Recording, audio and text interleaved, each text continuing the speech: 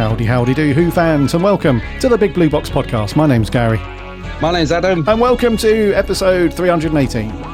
Exterminate!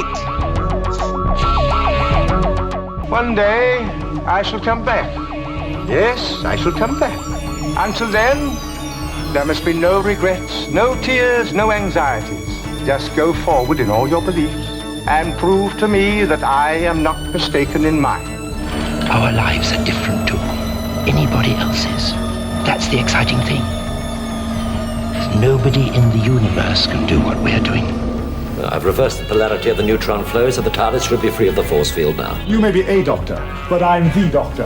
The definite article, you might say. The trouble with time travel is, one never seems to find the time. Change, my dear, and it seems not a moment too soon. Unlimited rice pudding, etc., etc. I am the Doctor! For now, for this moment, I am the Doctor again. The ground beneath our feet is spinning at 1,000 miles an hour. And the entire planet is hurtling around the sun at 67,000 miles an hour. And I can feel it. We're falling through space, you and me. People assume that time is a strict progression of cause to effect. But actually, from a non-linear, non-subjective viewpoint, it's more like a big ball of wibbly-wobbly, timey-wimey stuff. I could be a curator.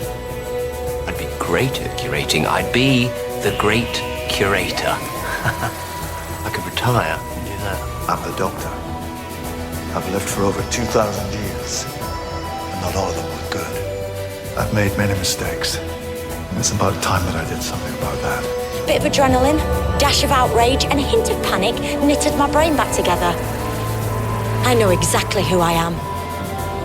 I'm the Doctor. Sorting out fair play throughout the universe.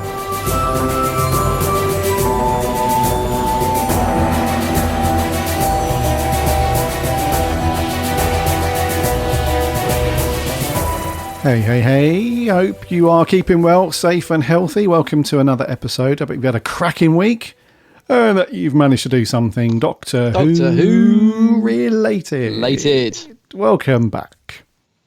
It is, of course, another week. And a pretty cool week. We finally had something. Yeah. Something new. Hurrah. From Doctor Who. Hurrah, indeed. Yeah. Which is nice. It's always nice to have that. Because I'd completely forgotten about it, if I'm being honest with you. I saw a few tweets about an hour before the Comic-Con panel started. I was like, oh crap, that's today. Completely forgotten. Yes. So it's nice to have something. Albeit, as usual, because it's Chibbers, something very tiny. But it's still nice to have something. So, yes. How's your week been, dude? You done anything Doctor Who-y? Yeah, well, I will talk about the panel and the trailer and stuff in the news, so I'll save my thoughts for then. But apart from watching those and with this week's story being a six-parter, I haven't done a great deal. I'm continuing to read me Liz Sladen biography, which I'm really enjoying. Cool. Read a bit of that last night. It's quite weird, actually, because I'm only a few chapters in, and a lot of she talks about Liverpool and Manchester. Like, this is so weird because I've just been there, so that's quite nice. I met with a few Who friends at the weekend. We went to Canary Wharf, which was good. Matt and Liv, and Ad and Beef, so that was cool. So yeah, good to Beefy. So good to chat to some Who friends at the weekend. And it's weird because obviously BBC have been publicising this panel. And we hoped we'd get a trailer. We weren't sure.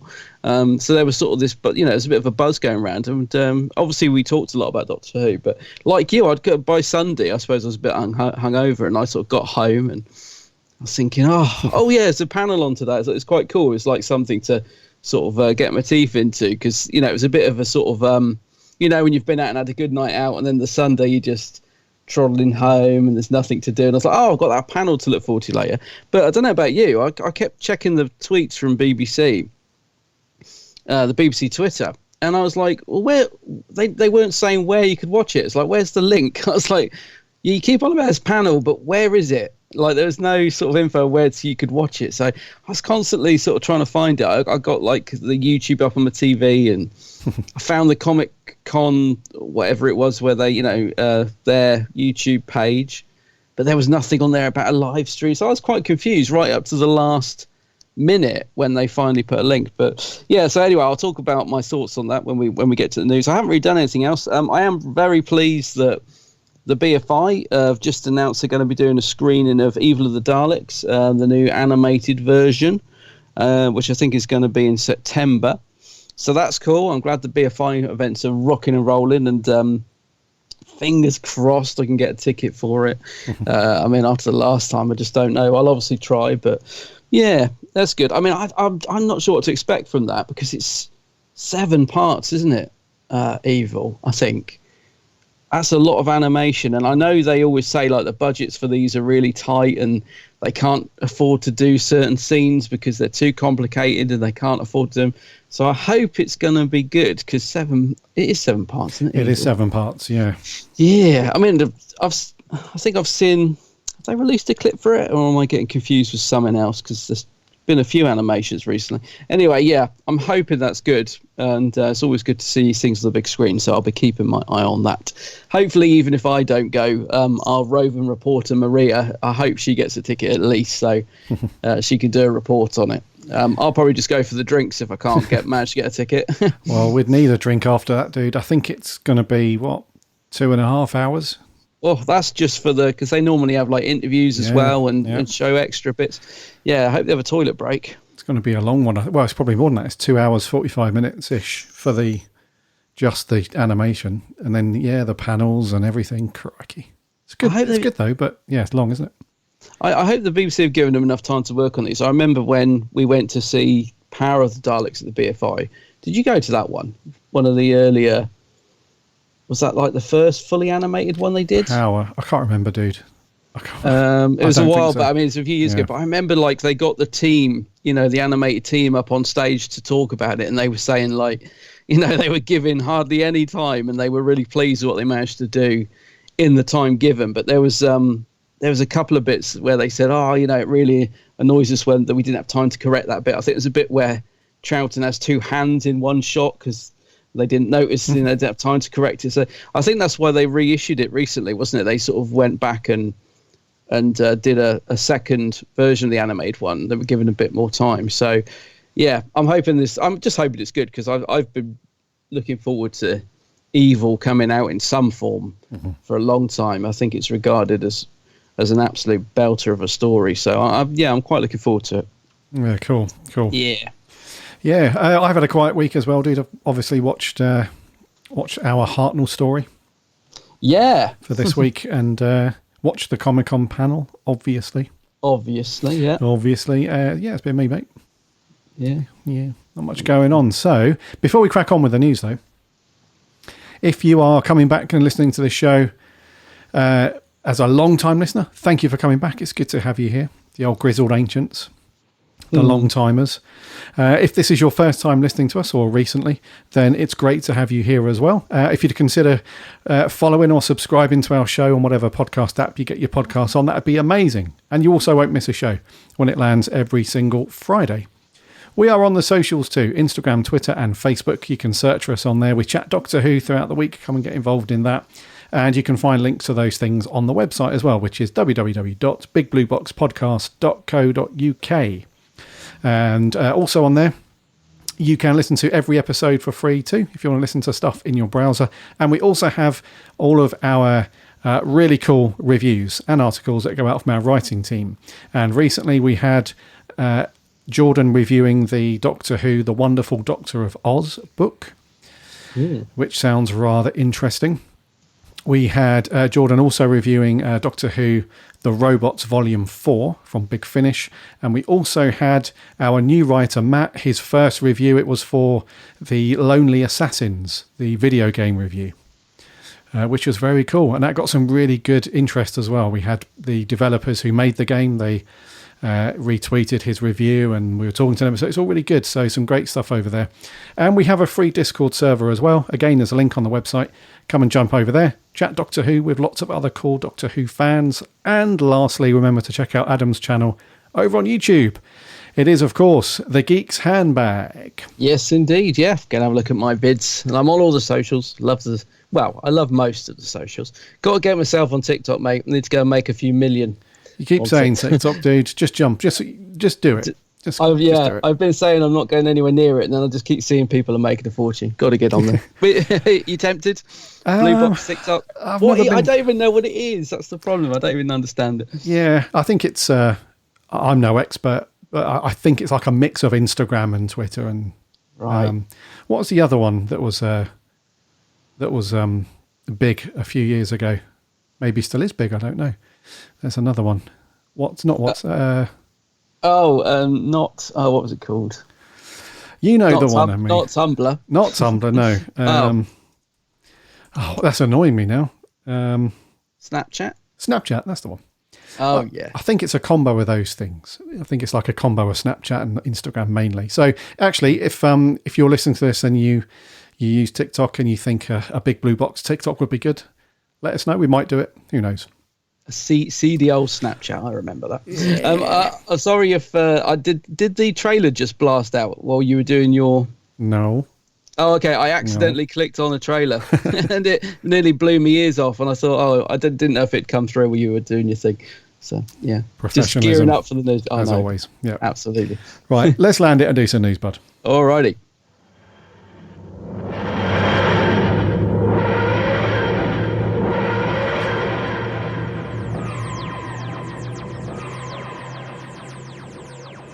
So the obvious one that's on everybody's social feeds and conversations for the last few days has been the new teaser trailer and Comic-Con panel from Comic-Con this year. Done virtually, of course. We're still not out of the woods of being able to spend the BBC studios good money and fly them over to San Diego to do that stuff. So a virtual panel. We had the Chibanator, we had Jodie, Mandip, and the new character Dan, played by the stand-up comedian John Bishop, which was good. And then we also had remember when they were leading up to the panel about a week or so before, they said there was going to be a special guest that was going to join them as well. So that was an actor who I think had been sort of most well known up to this point anyway, in Game of Thrones. Yeah. And it was the actor. I've spoken about being unprofessional, and now I don't have the information to hand. I don't know his name, sorry. Yes, it was.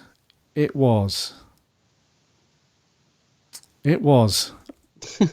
man, I'll come back to it. Anyway, we had a guy that's going to appear.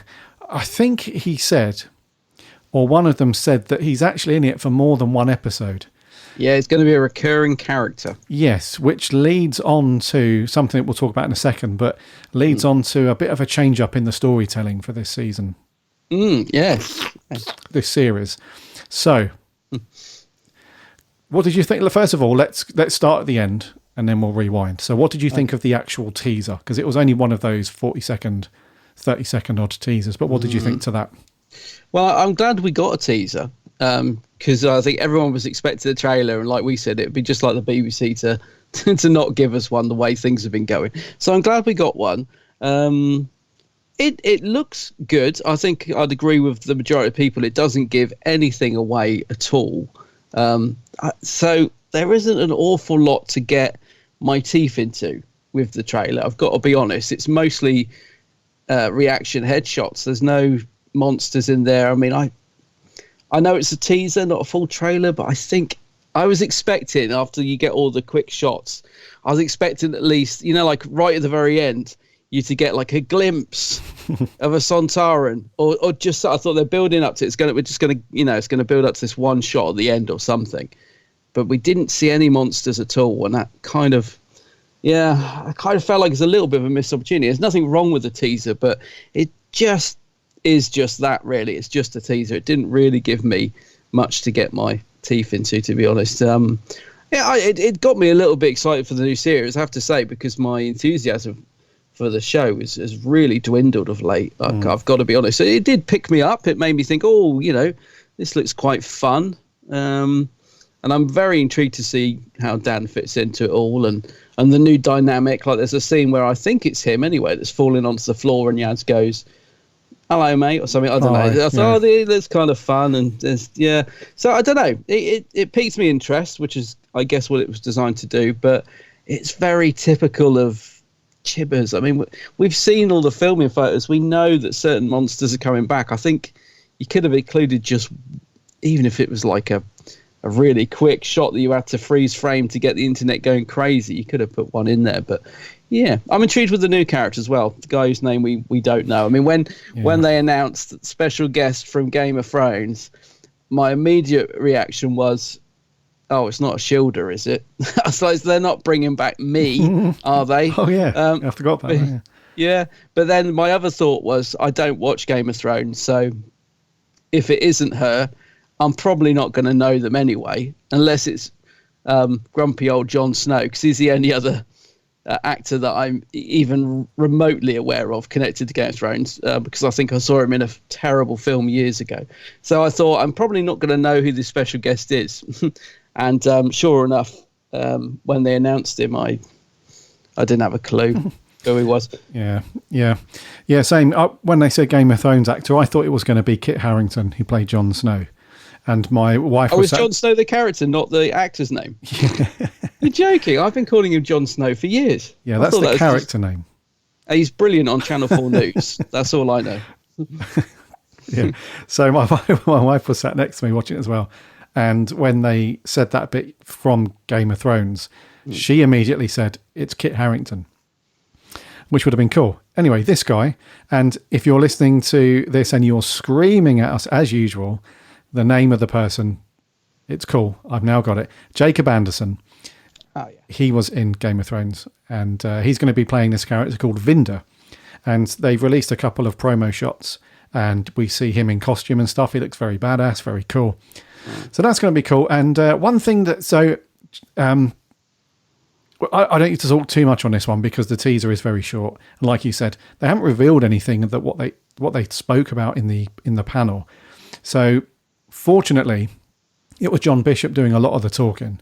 He was talking a lot around how he got involved in the show, how his character has progressed a little bit across this first season, and how he got on well with all the cast and the crew. And although he got on well with everybody, he said that because of the pandemic, he doesn't actually recognise a lot of the crew members because everyone's in face mask all the time, all that stuff. It was good.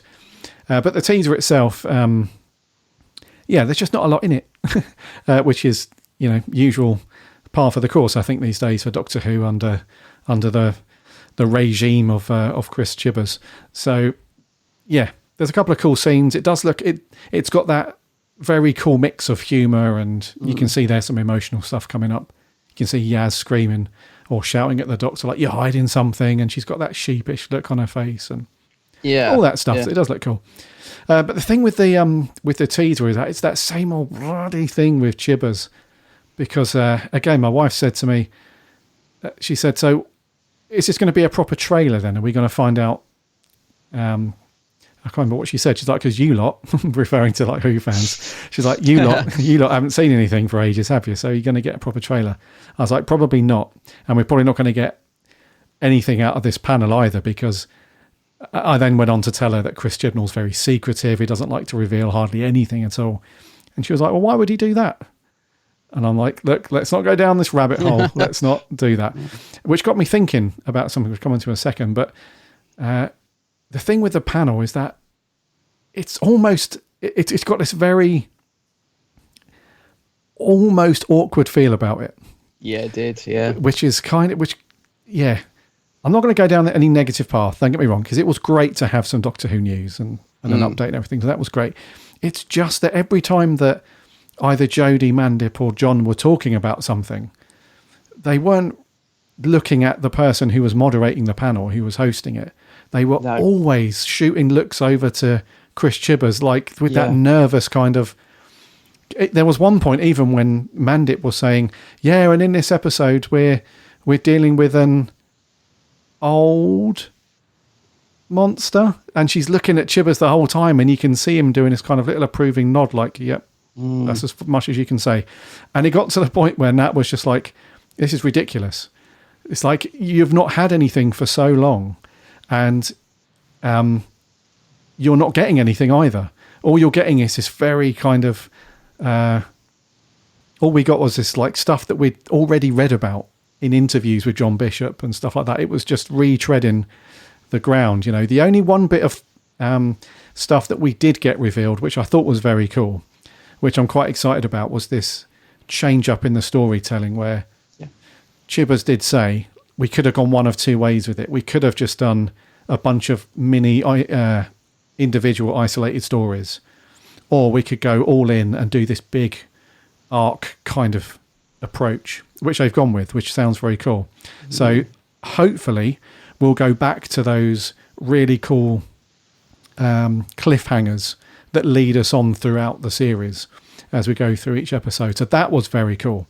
That they're changing it up a little bit, but overall not a bad panel. It was just very much okay.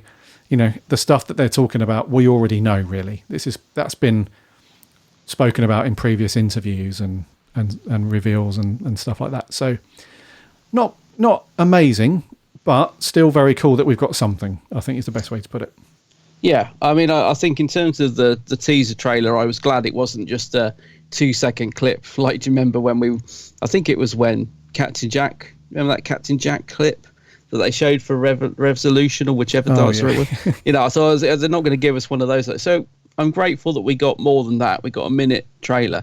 I found it odd that they used the same clip twice. I thought, is that an error? Is this trailer been really rushed, or is that meant to be like that? Because if it's meant to be like that, it's really odd to use the same clip twice in the trailer. So yeah, I'm glad that we got something at least that was more than just a, you know, blink and you'll miss it clip. So that's good. The panel itself, I absolutely agree with you. Like, Chibbers, I found it a bit hard going, if I'm honest, because it was 40 minutes long. It felt like an hour to me, because by about 20 minutes in, I was starting to get a little bit, come on guys, and it was very much because you knew that they couldn't say anything really. So you were like, I've got 20 minutes left. I kind of get the feeling I'm not going to get much more from this.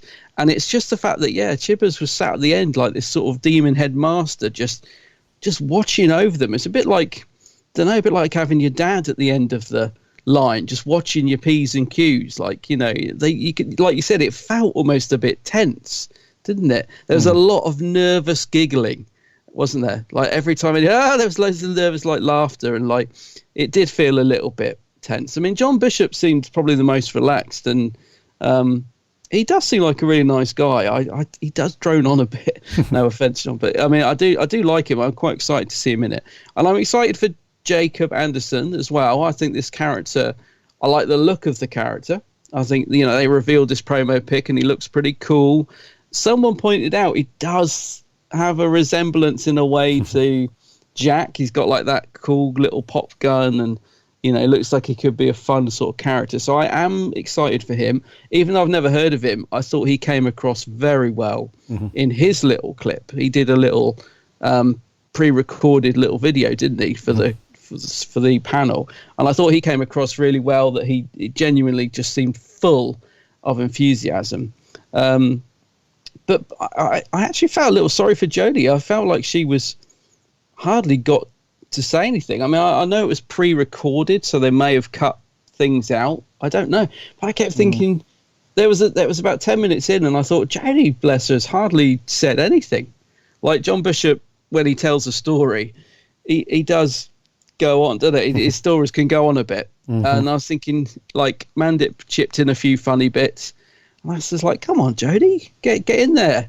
And she did. I mean, her and Matt, they clearly get on very well. And I think that's good. You know, there's a good chemistry between the three of them. But the problem is that worries me, though, because I remember when Series 11 was announced and Jodie, and do you remember they did that big Comic-Con panel in front of an audience? And it was like the first one they did.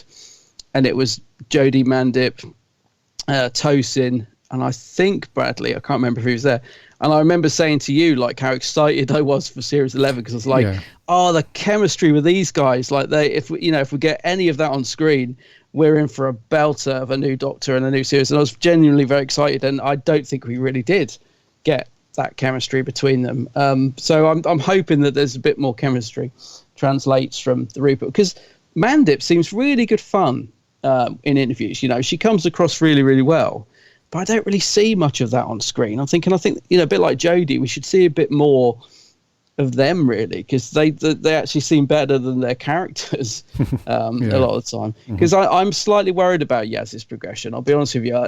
Even going from the teaser, I know we didn't get anything, but there's that bit where she's like, "You're hiding something from us," and I'm thinking, I hope they're not going to make Yaz like this nagging housewife, just constantly. Don't make her nagging and moaning all the time. We don't want another Perry. No offense, like Perry, but we don't want another.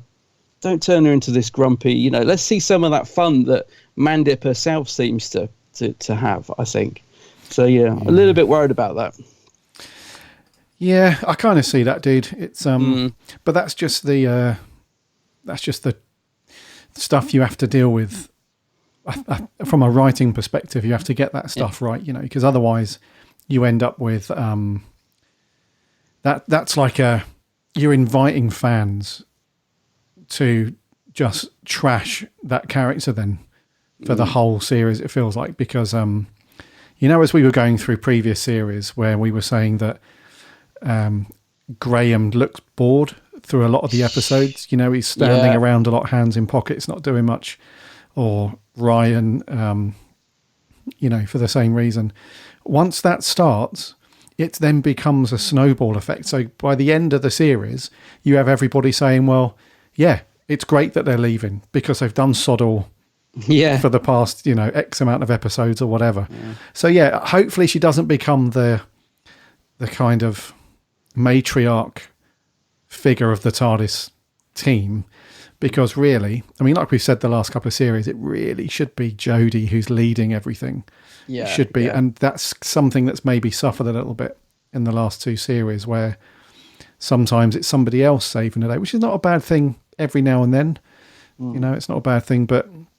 And then in this panel as well, you make a very good point, dude, because in this panel as well, she's even taken the back seat in this. The majority of questions were aimed at, understandably, John Bishop, because he's brand new and there's a bit of excitement there. But even, Mandip and Chibbers, they're talking a lot and stuff. And she's just giggling a lot. She's just laughing and nodding and stuff like that. So we'll see, man. I think it's...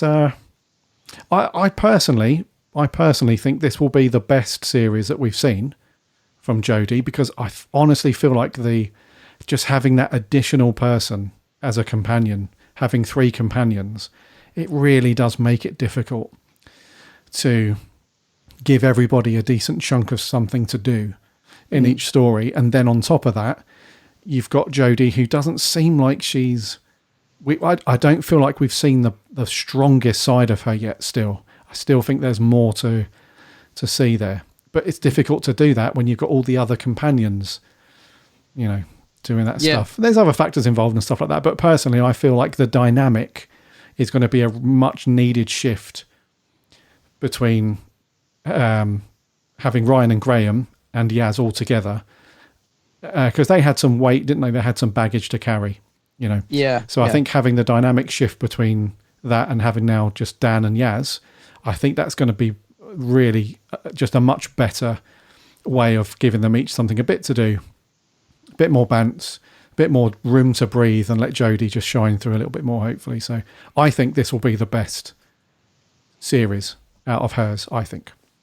I hope so. I hope so, because I'm hoping it's going to be a bit like Peter Capaldi's Series 10, in that they just seem to, I love Peter as the Doctor, but I felt like they kept, like we've said, they kept changing his Doctor, didn't they? Like he was very different in Series 9 to Series 8.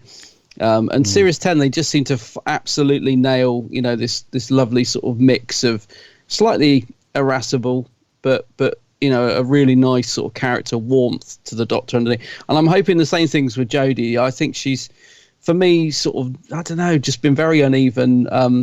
I would say struggled to sort of find her definitive sort of take on the Doctors yet. She's had some good moments, but I'd like to think, in this next series, she really gets into the character, and I'm hoping that. I'm hoping I get to the end of it and say, do you know what, I really enjoyed those 8 episodes. They were, it was a good series, and I think that's the reason I'm quite excited about the fact it's going to be one long story, because Chibnall, I don't know, his writing is very hit and miss, but he was great at Broadchurch, which was that sort of style, wasn't it? It was of one sort of story. Exactly. Yeah. And I think maybe this will suit his writing better. And I like the idea of cliffhangers as well, which he said we're going to get a lot of cliffhangers, didn't we? So, yeah, I'm definitely, what's the word? The opposite to pessimistic. Optimistic. Yeah. Optimistic. I'm definitely optimistic about this series, and I definitely had my interest piqued a little bit more because, as I said, I was just really wasn't getting too bothered at all. Mm-hmm. But yeah, I am. I'm looking forward to it, and I like the fact they've just adapted the fact that, you know, COVID, we can only make a certain amount of episodes. Let's try something different. It does give it a fresh feel to it, I think. Mm-hmm. So I hope that's what we get. Agreed, dude. Completely agree with that stuff. Yeah. So in a nutshell, it's great that we've had some news and update. I think this is going to be a good series, mainly for that reason you just spoke about, where Chibbers is more suited, I think, to having that ongoing story rather than trying to make an epic every episode, which kind of falls flat some of the time. It does make me wonder, is he writing the whole thing, or have we had any writers announced for it yet? Because that's the other thing I don't know. I don't know if other people are writing it with him or what. Yeah, we did, didn't we, a while ago? Did we? Right, okay. Yeah, I think there's a few people that are returning from the previous one, I think, anyway. But I'm pretty sure that was announced more like last year, even. I wasn't sure if it was like a writer's room that they were doing for this series, or if it was Chibnall taking full reign or what. But either way, I like the sound of a different approach to it. I think it's good to freshen things up. And like you just said about the companions, a new dynamic there as well, I think is going to help freshen it up as well. Yeah, so Maxine Alderton, she's coming back. She wrote The Haunting of Villa Diodati. Oh, yeah, that was a good one. She's back. Ed Heim, he wrote It Takes You Away in Orphan 55. He's back. Oh. And then there's a couple of other people as well that I'm sure they were announced a while ago. But yeah, so I think they'll do a mix of new writers and some returning people. And then just very quickly, just to finish up on this, we got that little mystery thing that's been going on. So at the end of the trailer, you had to sort of blink and you miss it. No pun intended. There was the word mystery. You click on that. It takes you to the official Doctor Who website, doctorwho.tv/mystery. /_ and then there's this password, and it just says, welcome to a mystery across space and time, work together to solve the hidden clues and reveal a password below with the hashtag find the doctor. And then below that it just says it begins, and it's got 13:13.13, and apparently no one's been able to solve the riddle just yet. No one's been able to do it, so let us know if you crack that riddle. That'd be good to find out what that's I was going to say, is it maybe the password swarm, but no, it's too long, because that was where they asked each of them to sum up the series in one word. Chibnall said swarm. What does that mean? Yeah, swarm. So I wonder if that plays into it somewhere. I don't know. Yeah, not sure. Yeah, not for sure. It's a typo on the website, but the word hidden, the first D is capitalized. So I'm not sure if that plays into it at all. Anyway, it's a big old thing. If you go on Twitter and just put that hashtag find the doctor, there's loads of people tearing their hair out trying to solve it, which is kind of cool in a way. So yeah, I like stuff like that. That's pretty cool. Yes. Right then, no more news to speak of. So it's on to our review. And dude, what have we got this week? We're going back to the early days with the William Hartnell story featuring the Daleks called The Dalek Invasion of Earth. Here we are, standing by the Thames, and we've been here quite a while. Well, what have we heard? Nothing. Precisely nothing. Exterminate him! Exterminate him! They dare to tamper the forces of creation. Yes, they dare. And we have got to dare to stop them. We are the masters of India. I tell you, this bomb will destroy the Daleks. I know. It will work. Obey us or die. Die? And just who are you to condemn us to death, Arrange for the extermination of all human beings now! Grandfather's old now. He needs me. What is it that the Daleks want on Earth? I should say that's near murder, isn't it?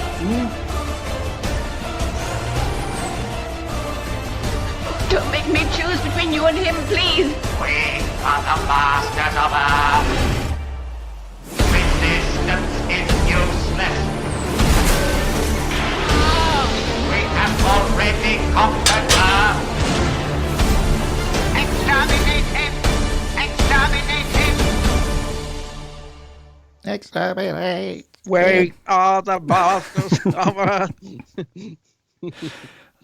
I am a robo person. Acting school has prepared me well for this role. The Dalek Invasion of Earth, eh?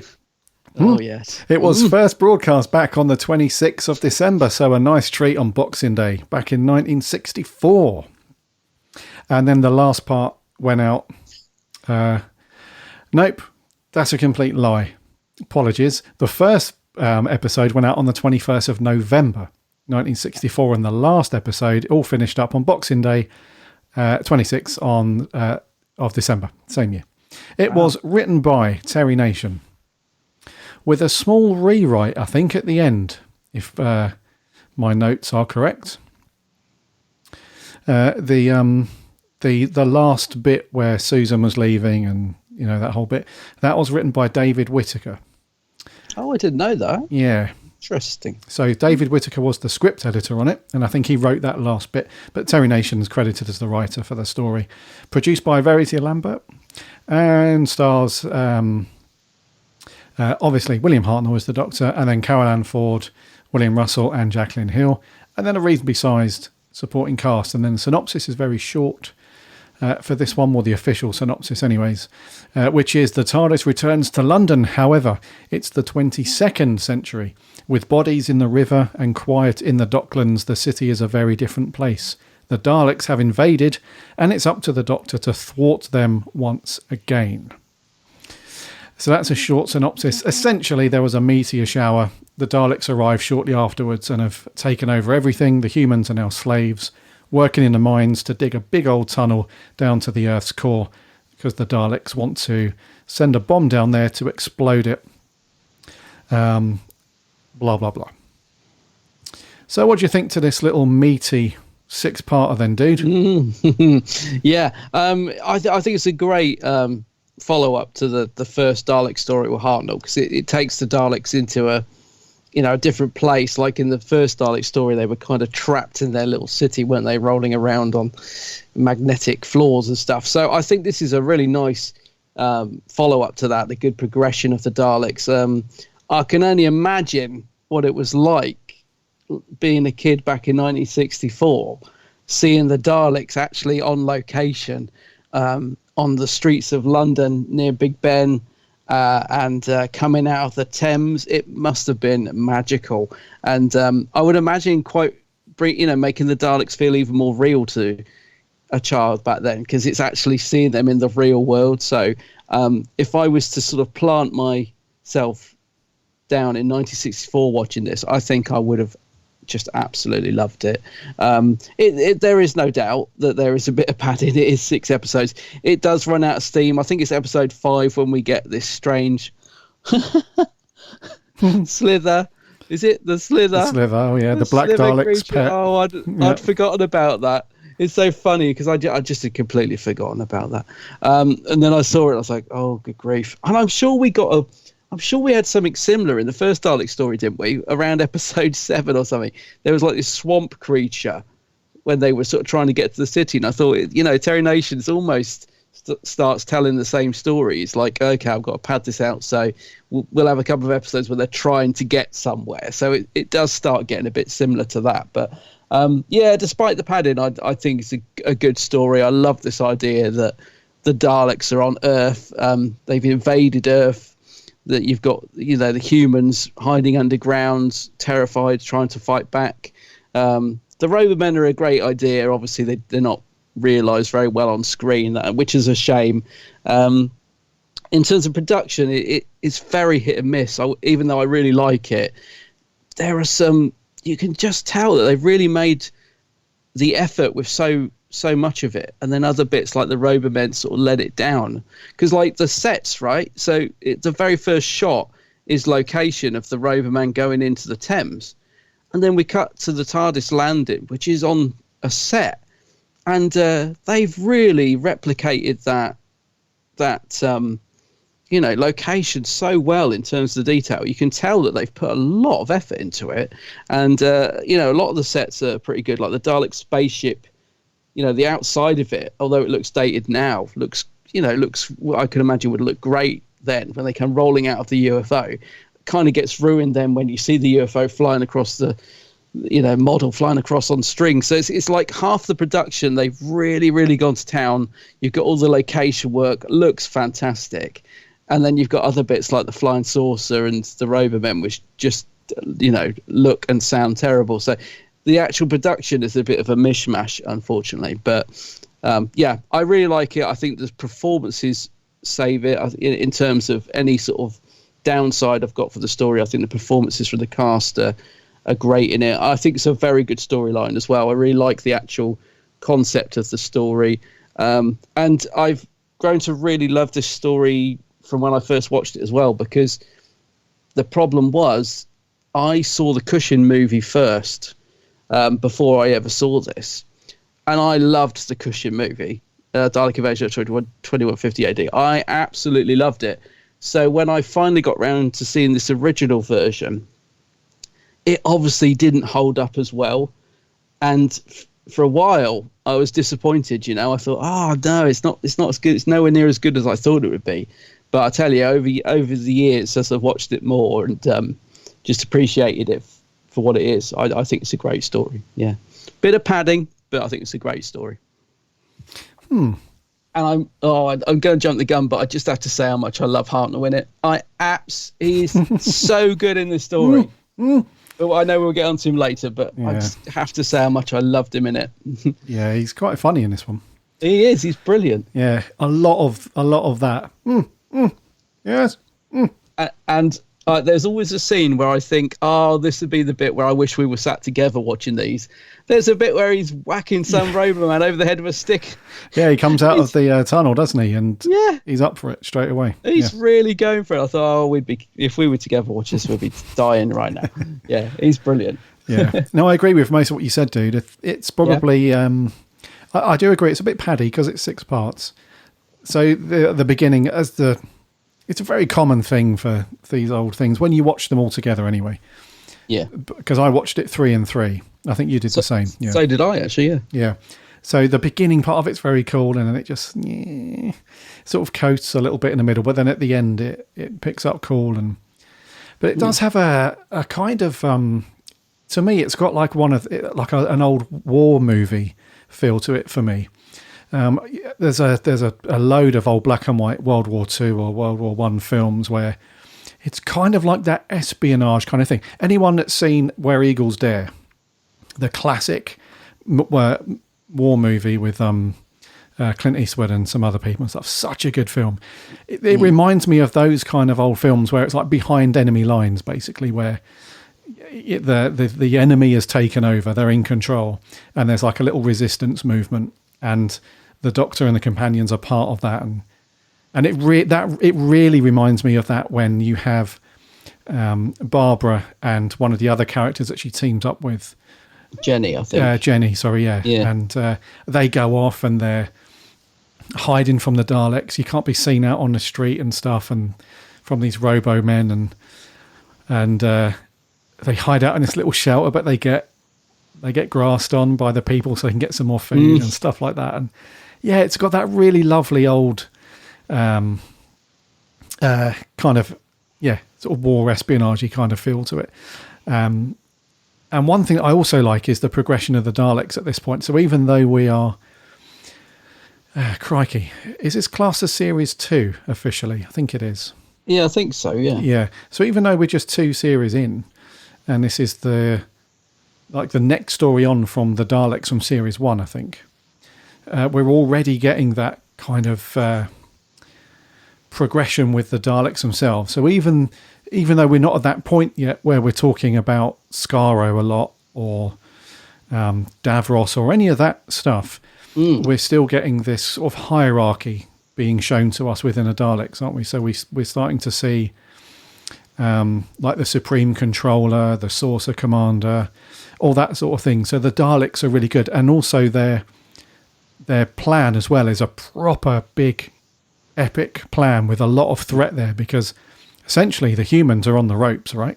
They're they're basically either dead slaves or they've been changed in a Cybermen-esque style, converted into these robo people. So it's really down to this very small band of people that, fair play to them, in London, they're saving the world from London, which is really refreshing, because decades later, when we get these big epic Hollywood films about alien invasion, it's always somehow the American army are saving the world, or the US Air Force, or some action hero that's in America is saving the day.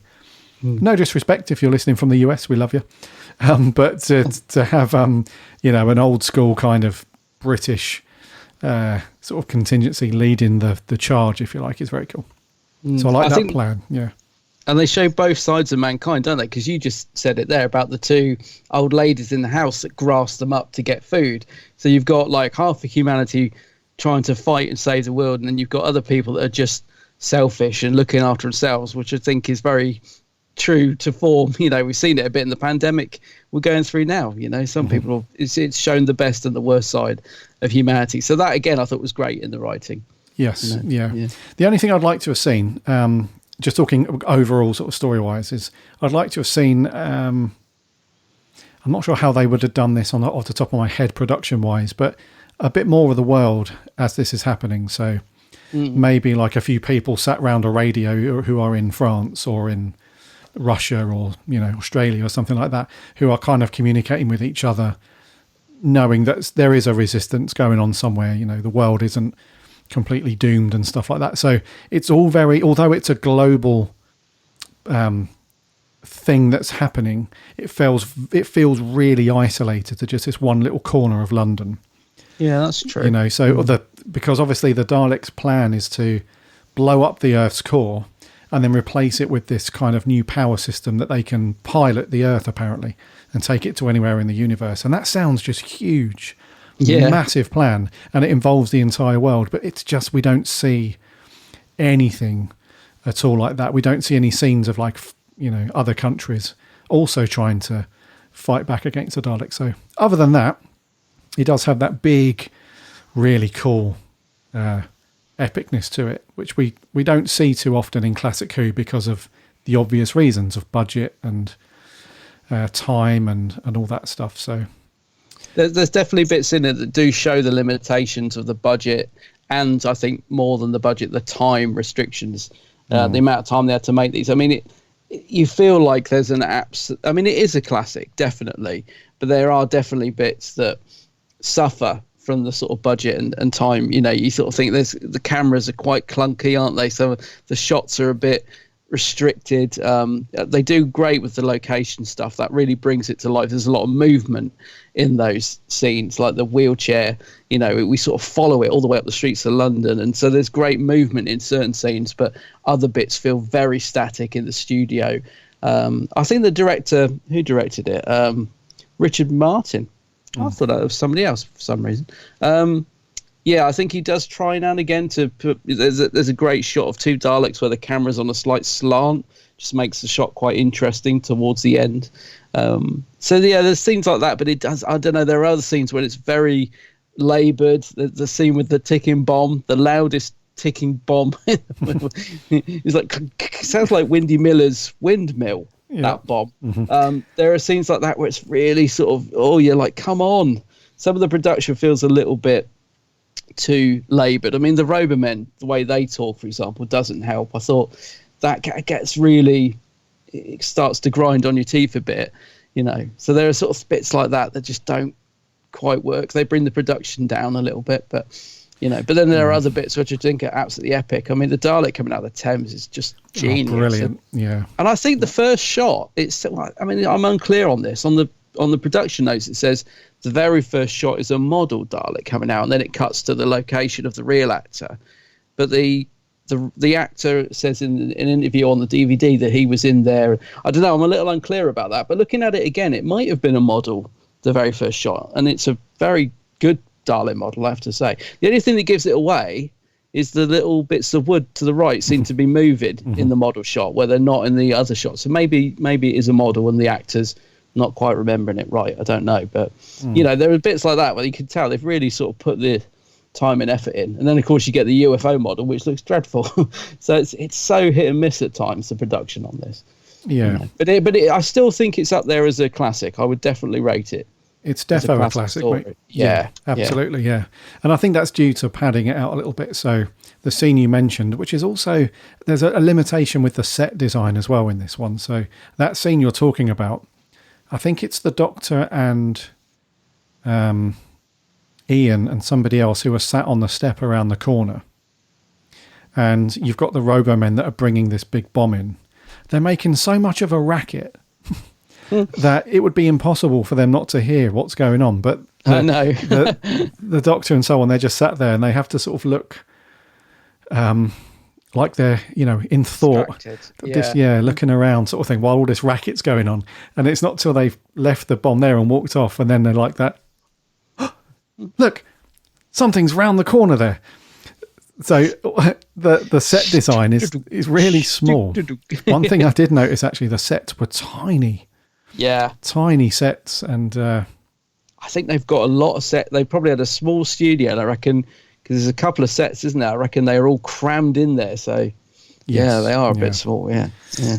So story-wise, dude, nice big epic, it's a good story. Big threat as well. A common complaint that you and I have with some monsters in Who, be it classic or the modern era, is that sometimes there's just not enough threat there. You feel like either their plan was flawed from the beginning, or it just feels like the threat's not there enough, and at the end, the ending's a little bit lackluster because they never going to win anyway.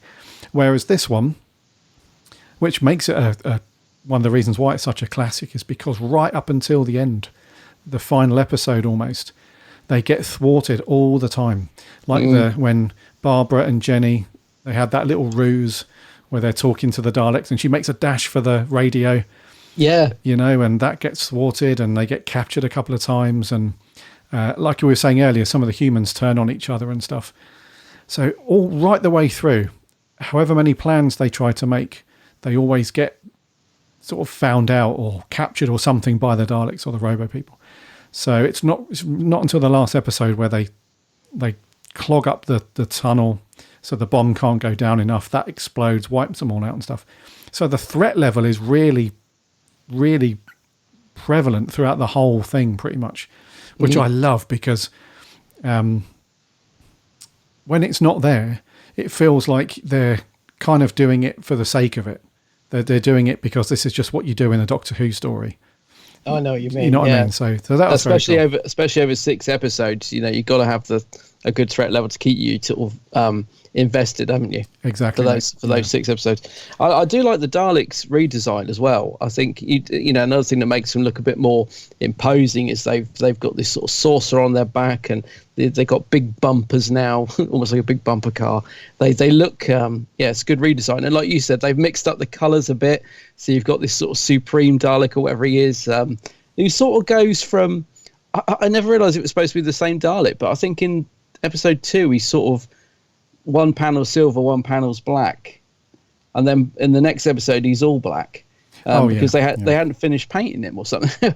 I didn't realise that was the same Dalek, so that's why he changes his look. So it's interesting that he obviously had went and got himself finished in the Dalek spray area for episode 3. But I like the fact they've changed the design and get different paint jobs on them and makes them look more interesting and stuff. And the eye looks different from previous story, I think, and stuff like that.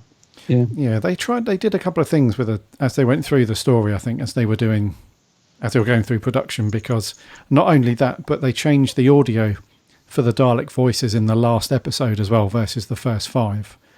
So I think they tried out this new voice, this new ring modulator effect, and they were like, that sounds awesome. So in the last episode, they sound a little bit different. They got that more recognisable Dalek sound. And I think they stuck with that for the next however many Dalek stories for years after that more modulated sound. Because up to that point, it was just somebody doing a voice. It wasn't doing it a bit like Barbara when she does it. She does yeah. So the Daleks, man, they are cool. They do have a bit of progression, which is great, because if it wasn't for that, throughout however many years afterwards, we still might have got the not as interesting sound for their voices and stuff. That's and cool. I think you do have to take yourself back to when this aired as well, because I think it, like I said, when I first watched it after seeing the movie, I was disappointed at the whole production, really.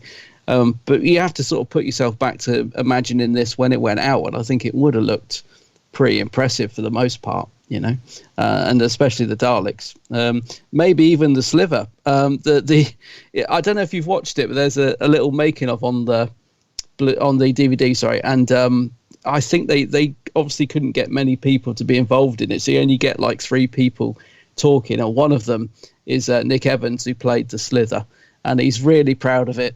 He's like, I was the Slyther in Doctor Who, and I was in a newspaper, and I couldn't believe that people loved the Slyther. He's really, really pleased to have been in it, and I love stuff like that. I just think it's great. We look at it and laugh and think, oh, it looks terrible, but back then, according to Nick, kids loved the Slyther. They loved it. Yeah. Yeah, that's cool. It was a strange thing as well to have, wasn't it? Because nobody really knows where it's come from. No, it's like you said, the Dalek's pet. I love that. The Dalek's pet. Yeah, I mean, at first I thought, is this some kind of weird mutated thing that's been around as a result of whatever's happening on the Earth at the time? And I was like, okay, we'll find out at some point. But no, it's just like a glorified guard dog, I suppose. But reading a bit more into it, apparently they are native to Skaro. I found that out after the fact, but it's not revealed. We should bring that back. Bring back the Slyther, please. Yeah, Chibnall. Apparently they act as like guards for various Dalek installations across Skaro and stuff like that. But not very good because they can't move very quick. No, a bit cumbersome. A little bit. Yeah. But that was kind of weird. But and then also it was cool that they reference sort of real world locations and stuff like that. So as we're going through the story, it's like we need to get to Bedfordshire. Yeah. And where are we? Oh, I think we're near St Albans, or something's there, and the mine is in somewhere in Bedfordshire, that sort of thing. So it was really relatable, especially if you lived in the south of England or the UK. You knew exactly where those towns were and stuff like that. So it felt a little bit relatable. Yeah. You'd be loving it as a kid, wouldn't you, if you heard that and you lived it? You'd be like, oh, the Daleks are coming to Bedfordshire. You'd be really excited. Like you said, it does make it a bit more realistic, I suppose, if you know a place like that. Yeah. Yes. Yeah. So story-wise, mate, all good. Production-wise, not too bad. Tiny sets, which were a little bit cumbersome, but really it's just the charm of classic Who from those days, really. It's not something that you would ever sort of beat up on them about and start complaining heavily. It's just that nice old charm of wobbly sets, little sets, a bit clunky in terms of production. That it's just plagued across all of that stuff because of constraints. You hear the cameraman's footsteps every now and then, and people knock into things. And the cameras were so big back then, weren't they? It was so clumsy. Yeah. I was wondering how they did the filming of when they're doing the running through the streets of London, because I was thinking, what if they got they might have got it on a car or something. Actually, I'm trying to think how they did that, because the cameras would have been so heavy. They may have had it on the back of a car. I think they did. Yeah. Something like that. But the location scenes look brilliant, don't they? I mean, even the derelict stuff, like that derelict tube station they go to, I think it was Wood Lane, I think. That derelict station just really helps to sell the idea that the Earth's been decimated. It's a great location. And then obviously Big Ben and all the iconic stuff as well. Really, really great stuff. I love the location work.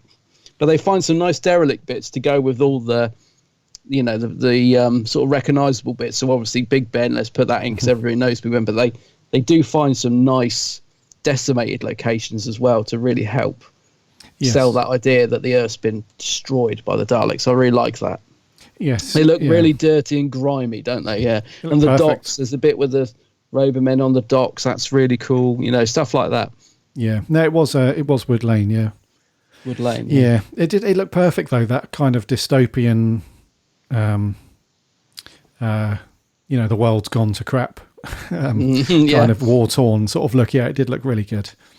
Yeah, but those scenes, I mean, I think they had to get up at like ridiculous o'clock. They wouldn't be able to film it now, would they? No. There'd be like a group of people watching, and it'd be a disaster. Wouldn't it? They'd never be able to film it now. Yeah, no, it did look good. Character-wise, then, let's speak about some peeps that were in it. What about? We'll come on to the main cast in a second, but what about the professor that's in the wheelchair? Because he claims anyway that he's got the key, right? He's come up with these bombs. He's got the scientific stuff all down, and apparently they can destroy the outer casing of the Daleks and stuff.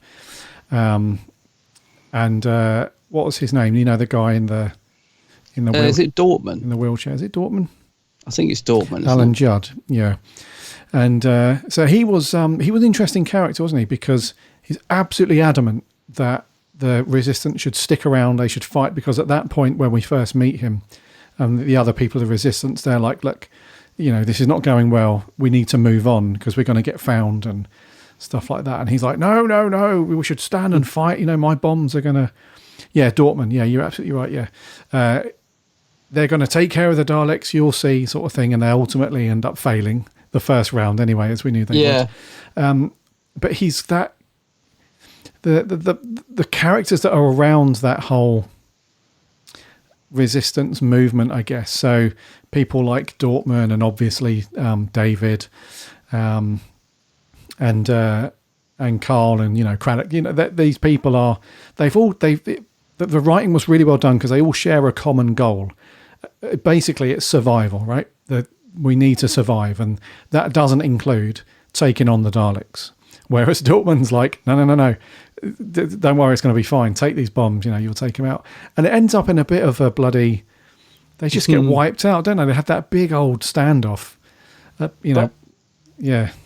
But I like that, yeah, because he's like representing that, like you said, that sort of bulldog British spirit of, we are going to just, I'm going to wipe them out with my bombs. And he goes out there and just gets obliterated. So I like the character because he's representing the we will not be defeated, sort of attitude. And yeah, of course he gets beaten, but it's that spirit, isn't it?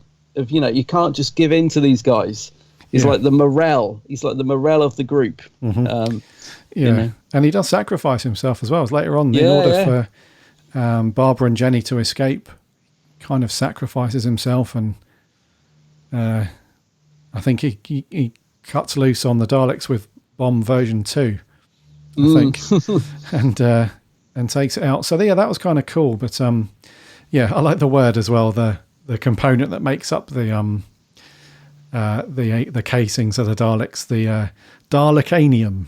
Dalekanium, yeah. which is a new component of his bomb apparently, which goes on to work. But yeah, he was a cool character, and I think for the exact reason that you've just said, he's kind of the voice of the stiff upper lip of the British people back then. That's it. Yeah, that's what I was trying to get at. Yeah. That kind of, we will not be defeated sort of thing. I think it was a nice performance from Alan Judd. I think he's good casting for that because he's very different to Tyler, isn't he?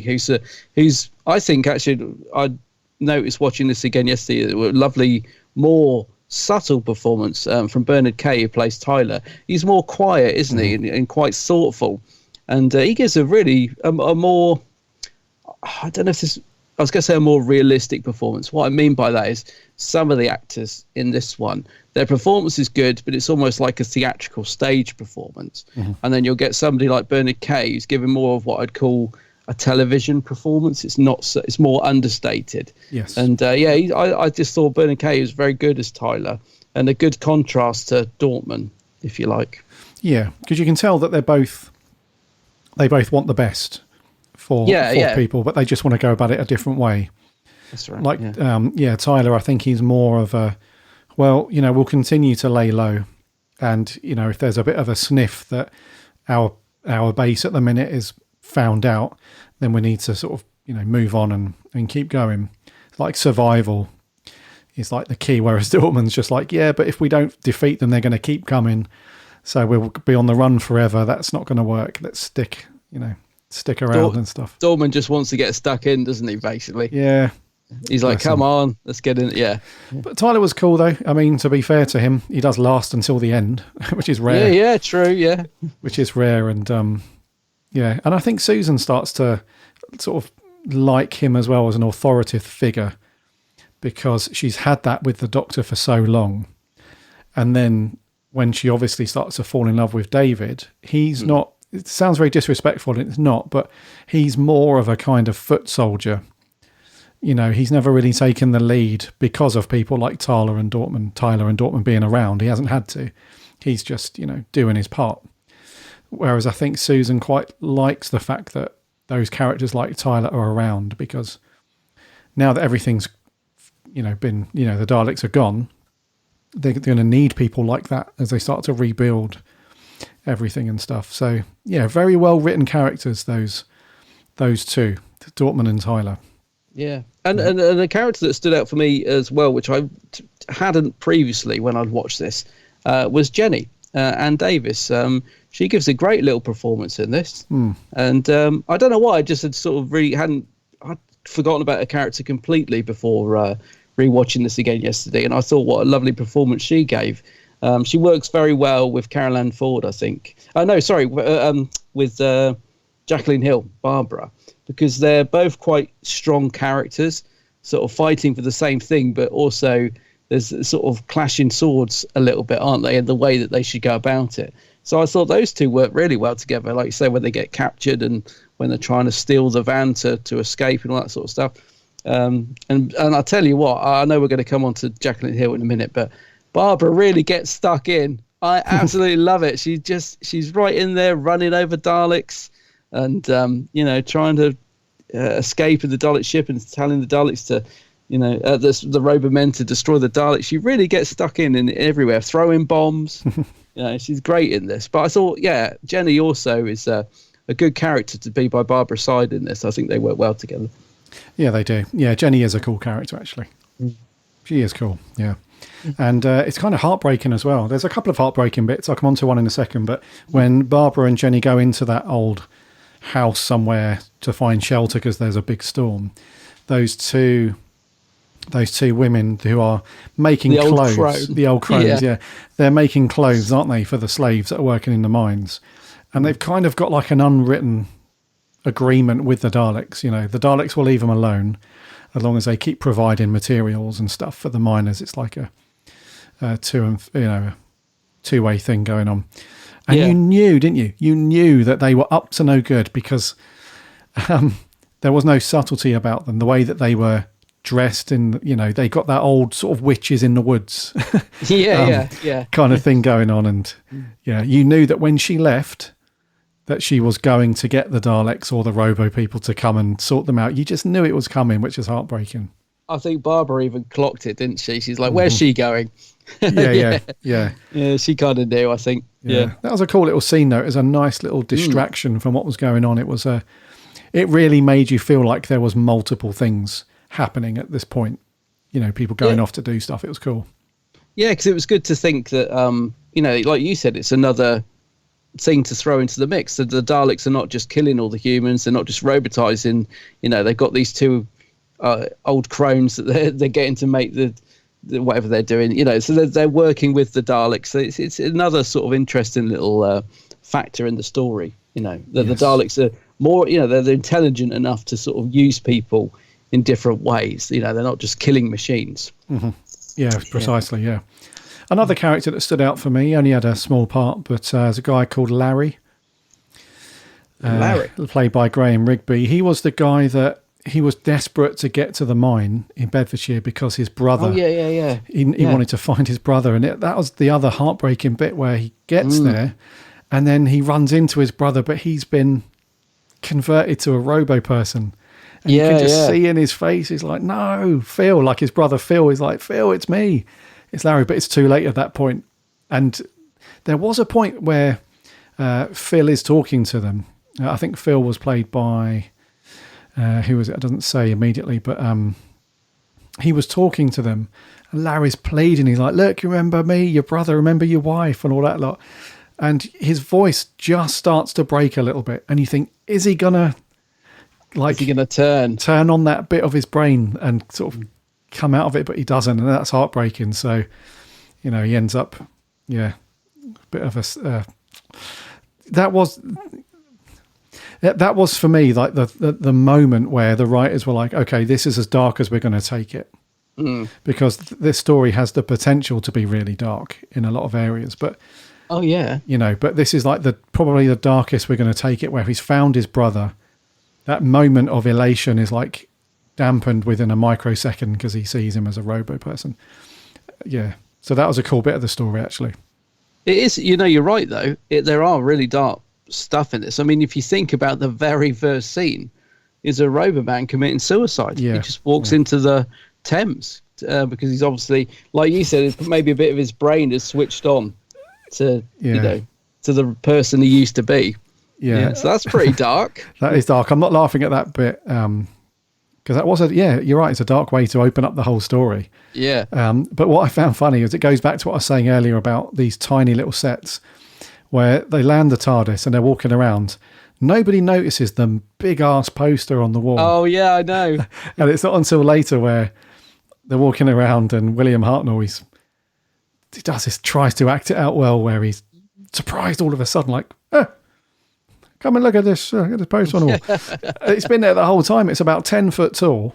It's huge. Massive words and everything, and nobody sees it, even though they're walking around and stuff like that. So, but that bit at the beginning where he just dives into the river, it's like, bloody hell.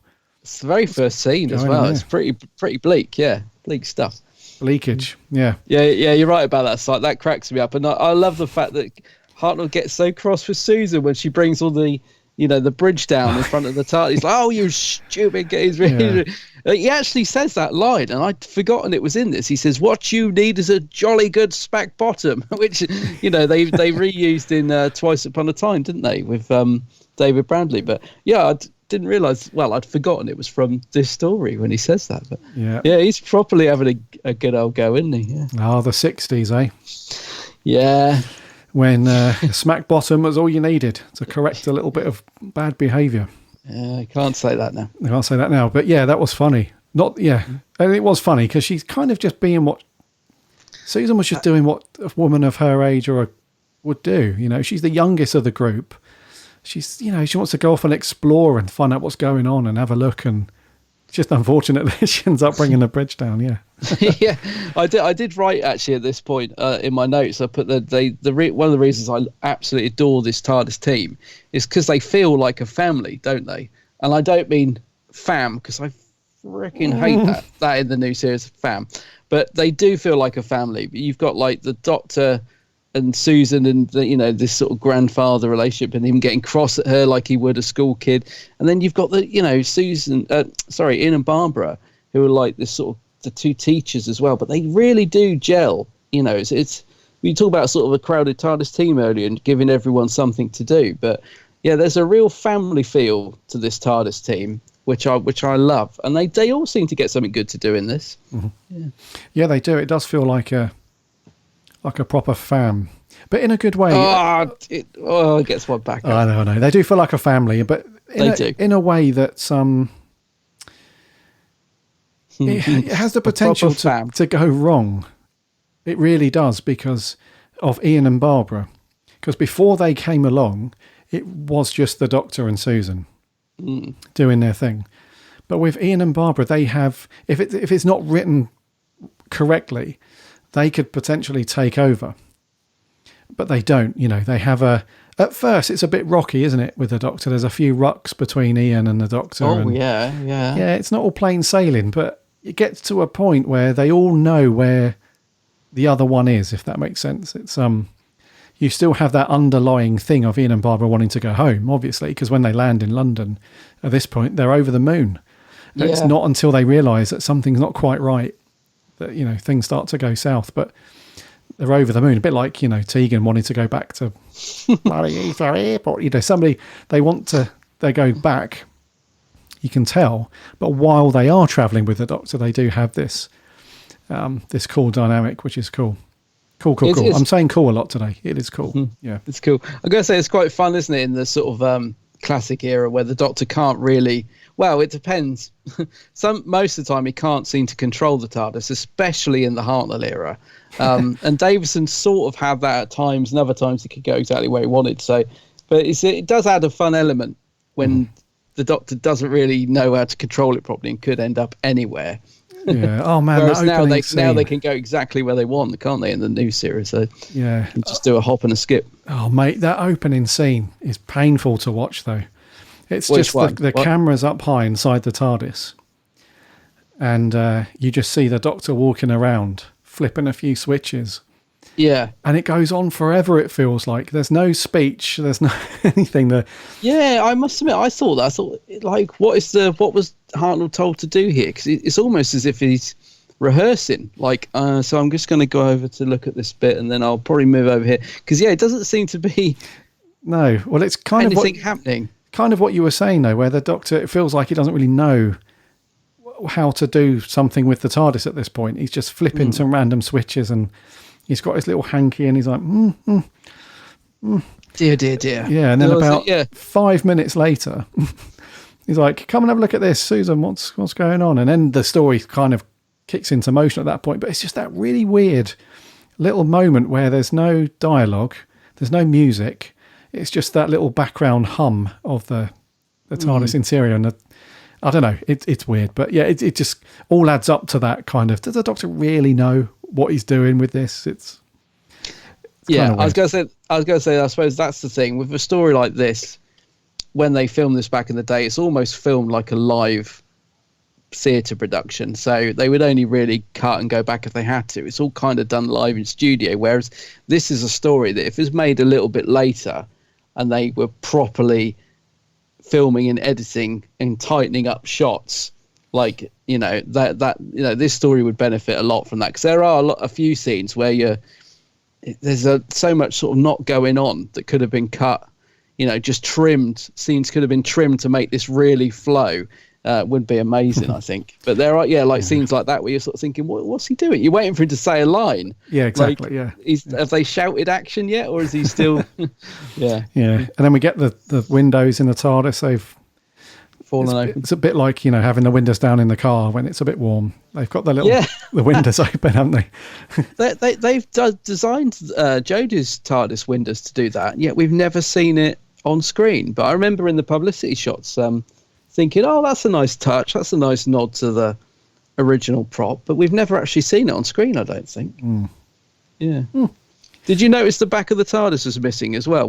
There's one shot, I think, where all the rubble's falling on it, and you can actually see through that window that's open. You can actually see through the back of the TARDIS prop. I think it's because they used to walk through the back of the TARDIS to come out, because there's too many of them to be in it.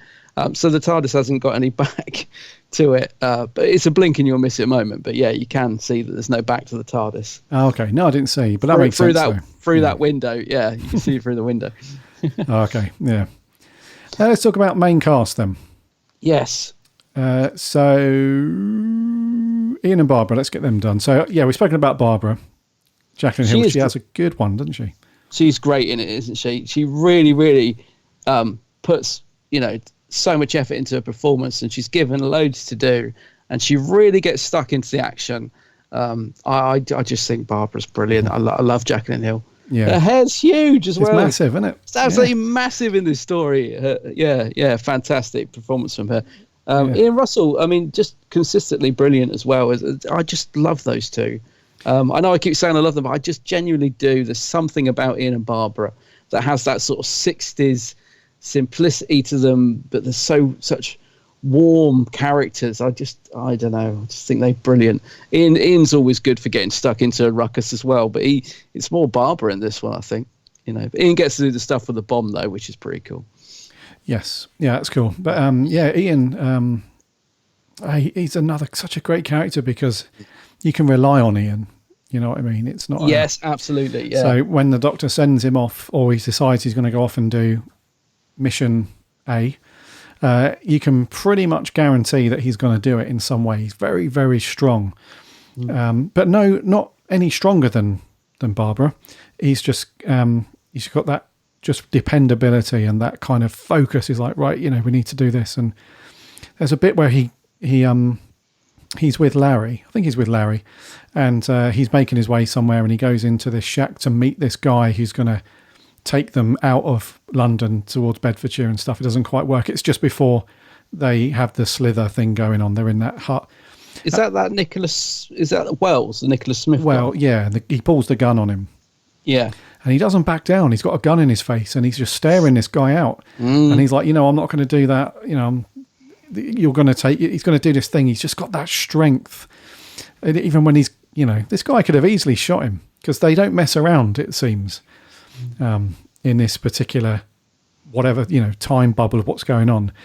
Humans, like you said, we see the worst in people, and he's very close to being shot right there, but he doesn't back down. He's just, I love that about him. So, yeah. Dependable's a good word, I think. If you say in Chesterton, dependable. I like that, yeah. Defo, yeah. Okay, so Susan and the Doctor. So throughout the story, Susan, she kind of, she's in it quite a bit, but I wouldn't say that she has stuff to do like Ian and Barbara do.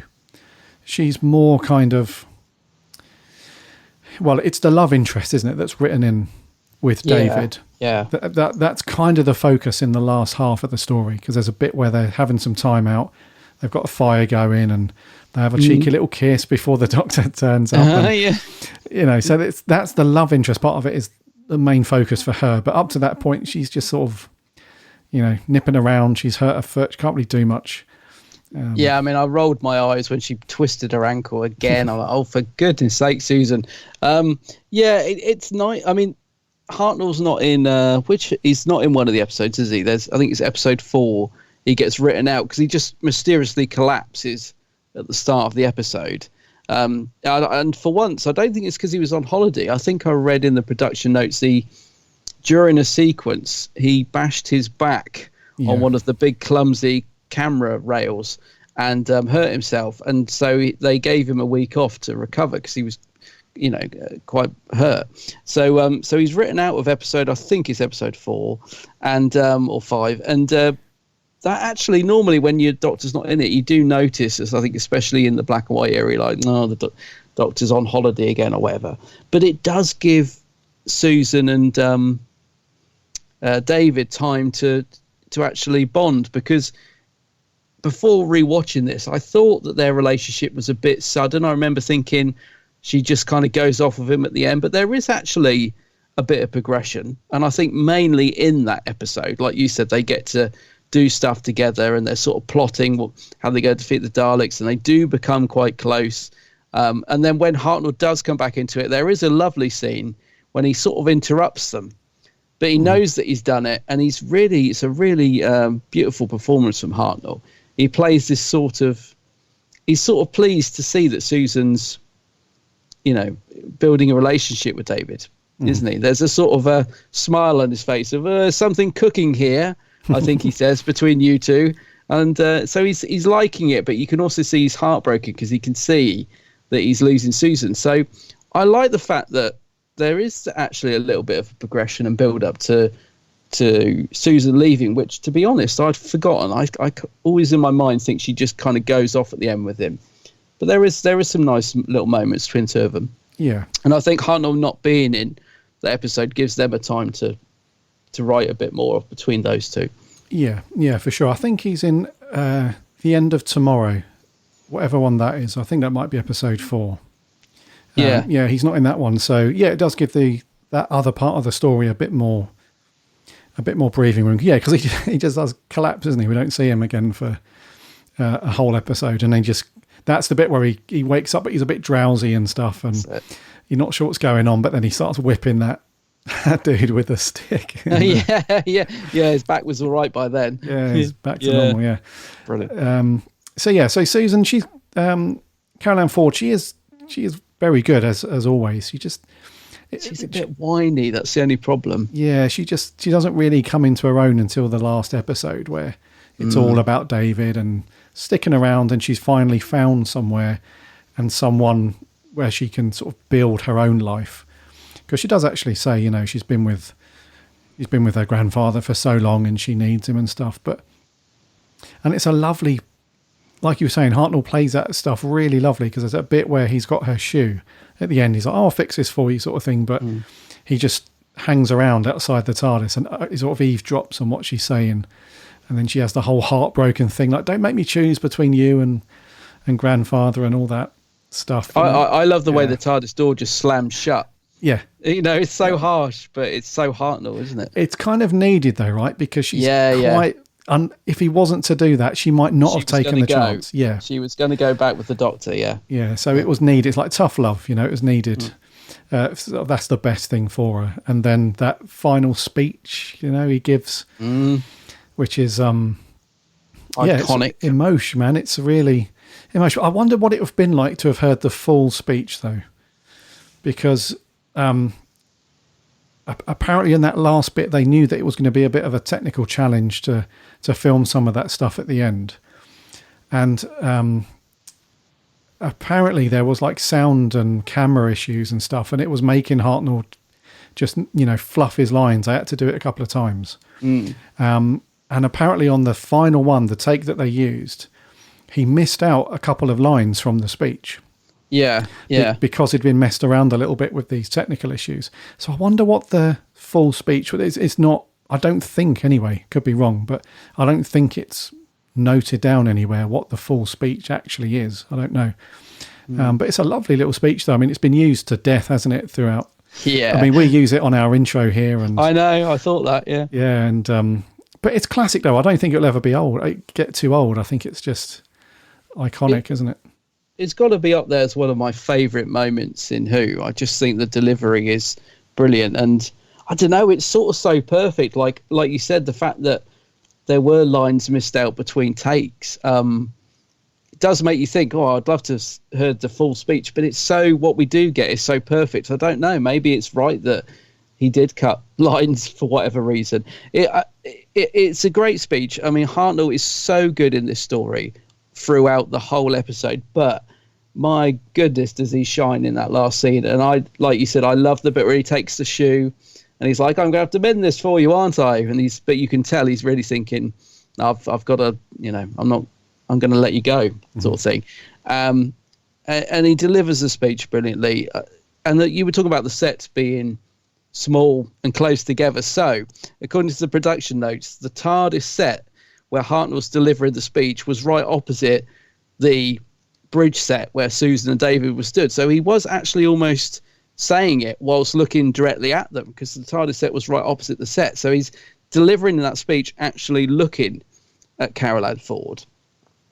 And Hartnell, although you can see the emotion in his delivery, would have been feeling emotional because he'd grown so close to Carol Ann Ford at that point. They had become very close in a sort of, almost like a sort of grandfather relationship. He was very protective of her, to the point where he would sort of almost tell her off if he thought she was dating the wrong guy or spending her money. I don't know. She said he was so protective of her, and they got on ever so well that delivering that speech, I think you can feel a bit of Hartnell's emotion coming through in it, which really helps sell it. But yeah, I think you're right. There were, according to production, the first take was ruined by a camera, so we had to do it again. And then he fluffed his lines, and then I think the third take, you're right, they got what we saw on screen. But you can imagine his sort of frame of mind of having to deliver this goodbye speech and feeling all that emotion, because he, you know, was saying goodbye to Carol Ann Ford, who he'd grown very sort of fond of. So yeah, it must have been quite a tense, or I would say emotional and tense situation in the studio. But it's on screen, it's magic. It's such a good performance, and it's such a great moment. I think the only thing I would say is, if like the bit that's always irked me is it is quite dour. So I love the speech, love Hartnell's speech, but the bit with Susan and David walking off is almost too depressing. Like if I'd been the director, I'd have said, "Okay, you're leaving now. The scene is done. Just all we need is a little look between the two of you to say, like, it's going to be all right, or, you know, we're off to sort of build our own work. But they just sort of solemnly walk off as if they're manically depressed. And I thought, yeah, I get the emotion, but we should have had a little smile between the two of them. But instead, she just drops the TARDIS key on the floor, which I find really odd as well, because I don't know why you would do that. Yes. I get the symbolism, but why would you do so? That I'm nitpicking, but it's always slightly. I find the ending slightly dour, but it's absolutely made up for by Hartnell's speech. Mm-hmm. Yeah, it is a little bit depressing. All it needed really was, like you said, either a look between them and a smile to say, yes, everything's going to be cool. I've made the right choice. Yeah, or it just needed to cut back to the TARDIS with the three of them, and Ian and Barbara are talking about whatever. Oh, that was a crazy adventure, that one. We almost never made it, girl, and all that stuff. And then it's like, right, off to the next adventure. And that come on, Doctor. Sort of, some sort of comfort from it needed something, because it is just a little bit too dour. And the music as well. It's one of my few negatives throughout this whole story. Is the music throughout the story is not good. The end music's horrible. When she's leaving, it's a horrible soundtrack. The scene with the Daleks in the location sequence is this weird, sounds like somebody falling onto a drum kit for about 5 minutes.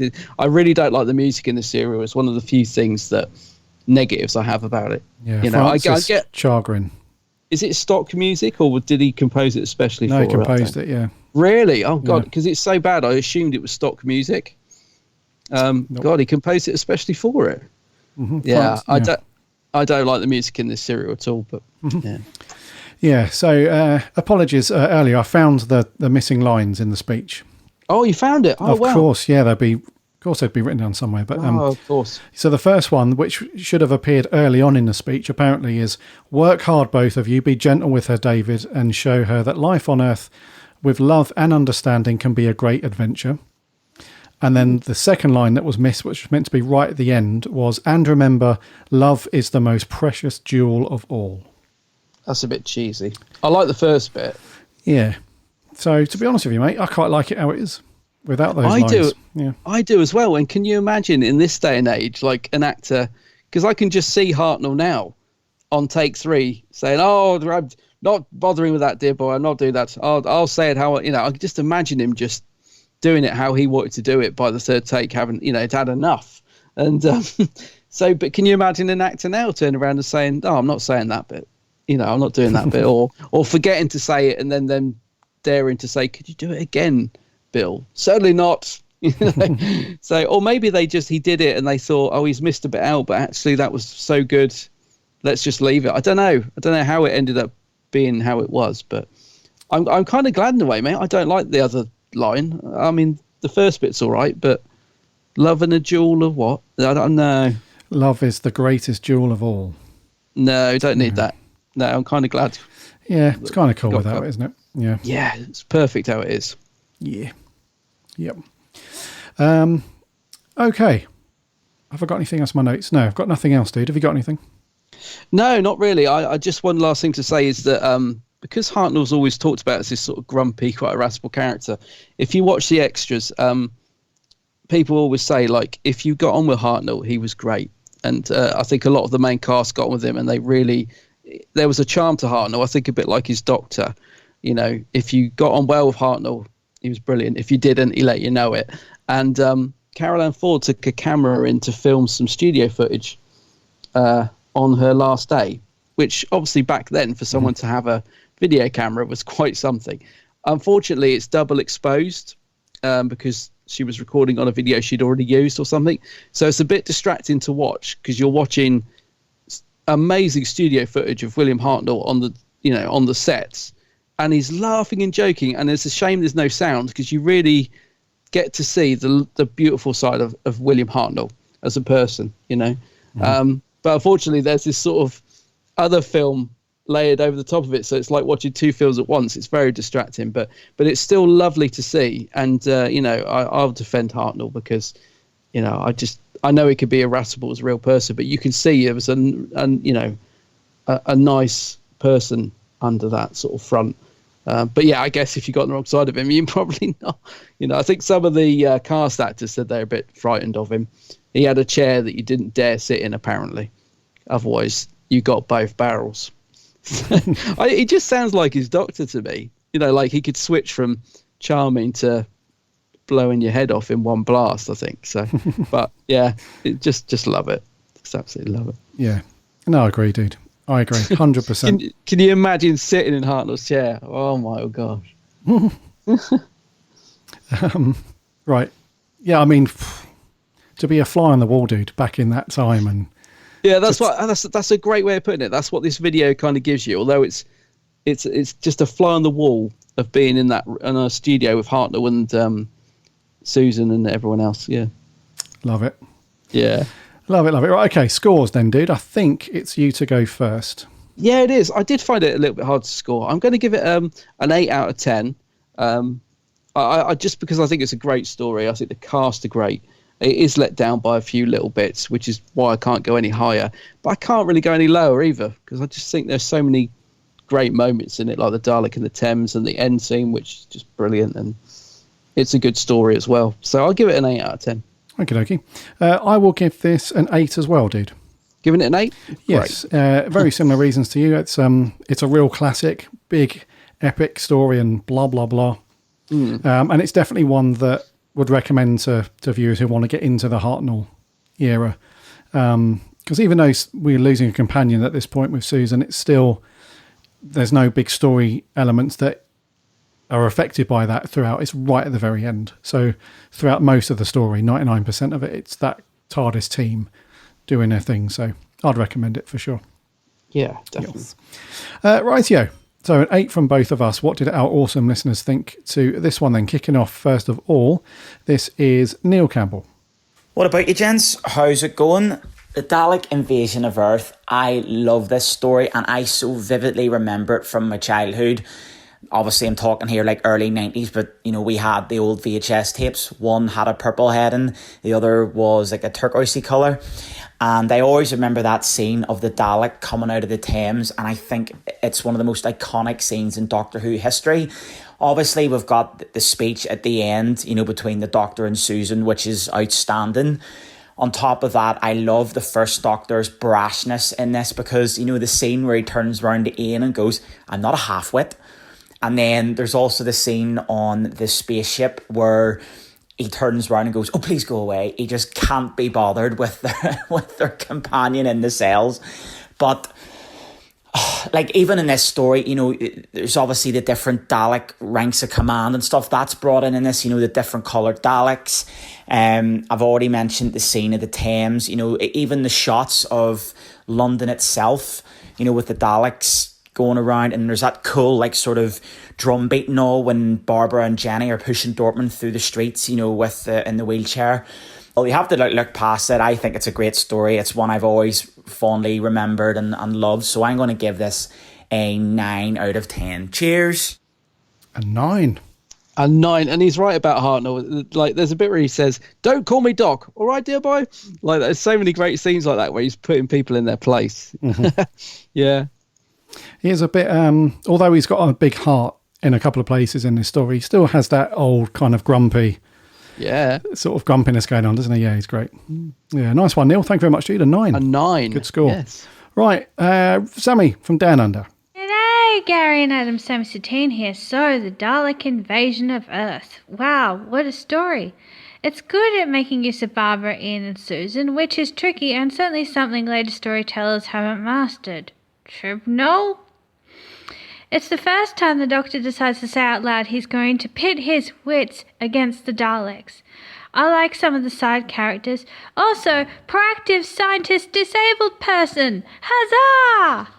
Of course, let's grip our lapels and try not to cry at the Doctor's speech to his granddaughter. He hasn't come back in the TV show. I always thought he should have with 12, because Peter would have nailed it, especially given he grew up with Hartnell. No tears, sorry Doctor, but there were 9 Dalek satellite dishes out of 10. See ya. Another 9 from Sammy. Another 9. This is good scores so far. Yeah, and some good characters, Sammy, in this one. Huzzah, as you put it. Another 9. Nice one. Scores are rolling high so far. Let's see if this continues. This is TARDISnet 66. The Dalek Invasion of Earth is a story that's very strong, and it's in the golden era of the Daleks, where the Daleks were at their very best. What's interesting is that I feel like this is a turning point in the Doctor's character, where the Doctor, having been influenced by Ian and Barbara, makes a decision to stand against the Daleks. This has some very strong Dalek imagery, with a great cliffhanger of the Dalek coming out of the River Thames and seeing them patrol London, and rather dark and disturbed backstory, and seeing this small group of rebels banded together to stop the Daleks brings desperate World War II vibes. Susan's love story is also built up in a very believable way in a time of crisis. I love the first Doctor's speech at the end. The main problem the story encounters is that it is overlong with a lot of padding, and Ian facing a non-threatening Slyther creature is simply laughable and incredibly disposable.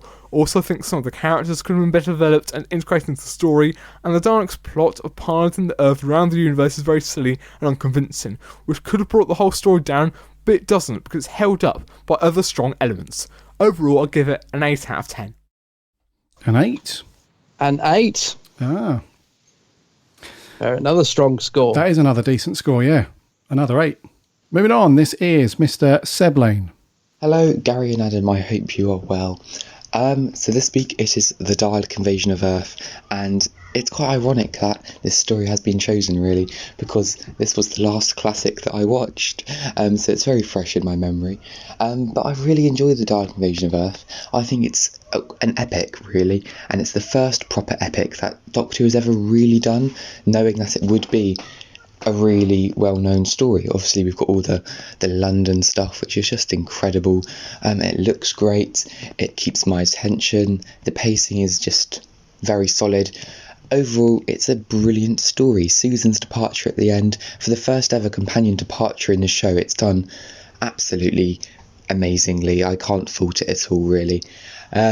Apart from that, it's just a very good six-parter, and I love the Robomen as well, and I wish they returned in future episodes, because they would be interesting to see. But yeah, I would give it an 8 out of 10. Bye for now. Another 8. Do you know, if they did the Robomen now, it could work, actually, as long as they didn't have those droney voices. It could work. Yeah, it was a bit laboured as well. It took them a long time to get their lines out. Yeah. Yeah. Another 8, though, which is cool. Yeah. Good score so far. And lastly, this is Mr. Joe Turner. For me, Dalek Invasion of Earth is a little overrated. I found the first 2 parts a struggle, partially because the robo-humans were doing my absolute head in with their terrible attempts to act somewhat robotic, but also there was way too much talking. Having said that, as it progressed into the final 3 episodes, my enjoyment improved significantly. I really respect how ambitious it is. For example, there is lots of location work in and around some of London's most famous landmarks, such as Trafalgar Square and the Houses of Parliament, and I feel they succeeded in creating this ghost town vibe, which was rather eerie. The Daleks are good in this story, and I like that we see them having already succeeded invading Earth.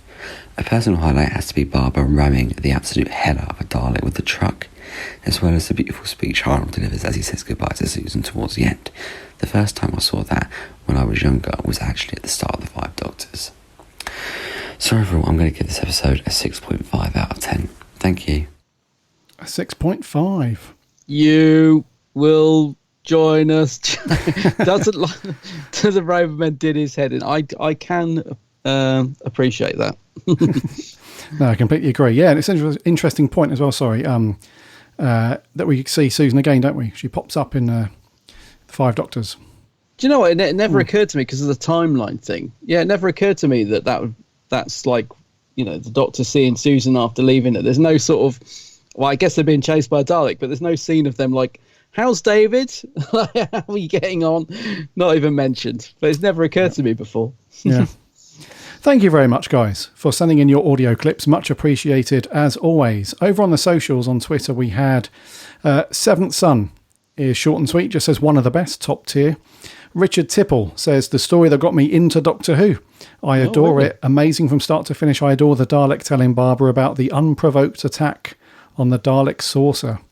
Interesting language as well around this time, because back in the day, it was still flying saucers were the things. They didn't really use much else for that, which is cool.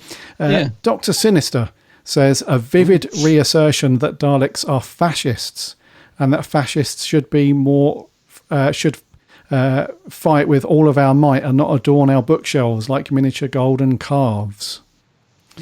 Apparently. Thank you very much. Our writer, Jordan Shortman, says, not necessarily one of my faves, but still a brilliant story. I can imagine for a first-time viewer in the 60s, seeing Daleks in London would have been quite a shock. There's some great performances from the main cast, and Susan's departure is quite sad, if sudden. Terry O'Fay says, such a classic, although the Susan romance felt a bit creepy. Light-fingered Fred says, Dalek coming out of the Thames, iconic. Doctor Who Home, a classic sequel, takes everything that worked in the first Dalek story and makes it even better, ambitious and iconic, an 8 out of 10. Although I do feel like the Cushing movie version is superior of the two versions. I love the Cushing movie. Yeah, Tom says, the only thing I have to say is the Doctor's goodbye speech to Susan is my favourite. Kevin John Davis says, my favourite story, in 1978, I took a single Dalek across Westminster Bridge and up to 10 Downing Street for an amateur film. And in 1993, I did it again, this time with 8 Daleks, a BBC One documentary film crew, and the so-called gentleman on the British press. We've got an insider who's done the job. Yeah, I saw the photos. Brilliant. Yeah, very, very cool. Thank you very much, Kevin. That sounds awesome, by the way. Grumpy Git says, 10 out of 10, wonderful London location film in a heartbreaking farewell. Ian Thomas, my fave Dalek story, and while it does utterly drag in places, and it could probably have been formatted a better way, I do really feel it takes a long time to get the characters together again, and the desperation of the characters, especially because the Daleks ain't actually in it much. Yeah. Chippy T, I'll keep it brief. Iconic locations, speeches, storyline and characters. Tense, frightening and almost in brackets non-stop. Great stuff, 9.5. Darren Lodge says the first sight of Robomen, a Dalek coming out of the water, Barbara smashing through some Daleks with a lorry, and Susan's fish stew. These are just some of the great scenes in the story, plus many more. This is such a sad ending. And lastly on Twitter, Cameron says, since starting Classic Who, I've sometimes struggled with the Hartnell era. However, I think this particular story is awesome. It had my attention from start to finish. Probably my fave story I've watched so far. 9 out of 10. 9, sweet. Great scores all round. Right, and over on Facebook, Andrew Stewart. Now, these are really long as usual on Facebook. So just to summarise, Andrew Stewart says, so far I'm really enjoying it. I think it's a really good Dalek story and makes them seem threatening, and the Doctor's brilliant in this, and the chemistry within the TARDIS team has really improved since they seem like great friends. He goes on to give it an 8 out of 10. Cool. Also, if Gary and Adam decides to go swanning off on holiday from now until the end of the new series, they're in for a right smacked botty. No chance, Andrew. Thank you very much. Jeff Waddle says, remains a great watch just for the London scenes alone, but although it's a fun enough romp, it drags a bit in places. They did the best they could with the effects and the budget, but it never quite feels as if the whole country / world has been taken over. And it goes on to give it a 7 out of 10. Cool. Charlie Turner says, 57 years later and Susan is still waiting for your return. If we're not counting the 5 Doctors. He said, anyway, perhaps the most overrated Hartnell story that you can watch of him to date, but a great second appearance of the Pepper Pots on wheels from Skaro. But does go on to give it an 8 out of 10, though. Oh, nice. Okay. Joseph Howarth, this was certainly one of my fave stories from the Hartnell era and is still to this very day. Only thing that lets it down are the Robomen. Goes on to give it a 9 out of 10, though. And lastly, Aaron Ball says, a good story, slightly overrated, I will say, as they do tend to run out of story around episode 4. But Susan's exit is brilliant, and Hartnell was brilliant in this. I love him. And the part 1 cliffhanger has top stuff. Overall, a great story, 8 out of 10. Nice. Dude, some great scores, as expected, for this one. Yeah, no, it's really nice. I love the fact that this has got so much love, and I was so pleased to see how many likes and retweets it got as well on the blue box. You know, it's great. I love the fact that people are so into the classic era. Brilliant. Yeah, love especially the early ones. Yeah. Rightio, that's going to do it for this. So next week, dude, what does our listener need to get ready for next week? Yeah, so we'll be back to Torchwood next week with an episode called From Out of the Rain. From Out of the Rain. We're doing a bit of Hartnell here, aren't we? Out of the Rain. Do you remember that one? I don't remember this one, actually. No. this is one of the few ones I do remember, but not that well. But I do remember bits of it. It's like got a circus in it, isn't it? And an old film, and yeah. I think yeah. I didn't watch the Next Time trailer either from when we finished with A Day in the Something Borrowed. I didn't watch the trailer for this one, so I'm in the dark pretty much. I think it's got the chap who plays Davros in it, but the new Davros, Julian Bleach. I think he's in it. Yeah, I'm not sure. We shall see. Okie dokie. Right then, with all that being done, that's going to wrap there for episode 318. Alrighty.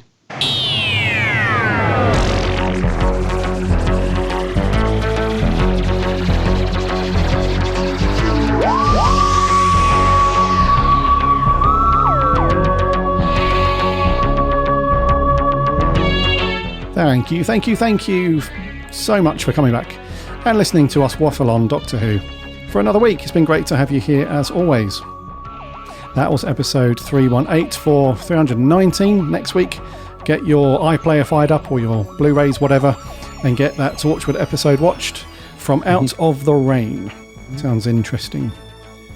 In the meantime, remember to follow and subscribe to this podcast on whatever app you listen to your podcasts on.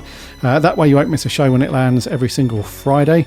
And if you've got a minute to leave us a review or a rating, that would be awesome. Something like podchaser.com, Apple Podcasts, Stitcher, any of those things where you can pop a review on and stuff like that. And thank you to our listeners that have left reviews. That's awesome. Helps us out loads and loads.